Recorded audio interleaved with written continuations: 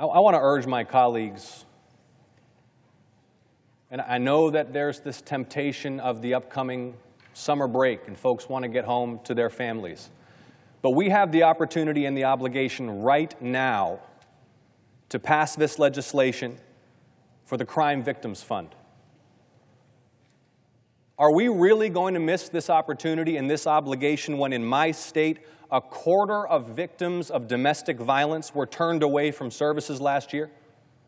These are the organizations, the child advocacy centers, the domestic violence agencies, the rape crisis centers who respond to the needs of the most vulnerable, neglected, and abused people in our states. We just spent last week defunding Big Bird. We spent an entire week defunding public television and public radio, and you mean to tell me that before we leave for the recess, we can't fund child advocacy centers, domestic violence agencies, and rape crisis centers? It's unacceptable.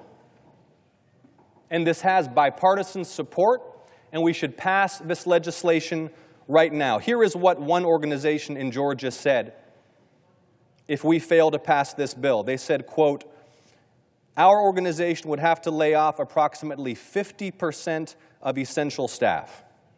We would not be able to support or meet the critical needs of victims in the community. The lack of support and services over time will negatively impact the community with an increase in crime and victimization." Mr. President, another organization in Georgia said, quote, "Without our centers, states will see an increase in domestic injuries, child abuse, sexual assault, and even death in many cases." Child abuse, sexual assault, death. In the state of Georgia, where hundreds of foster children have been trafficked by sexual predators. These are the organizations who support them and women facing domestic violence.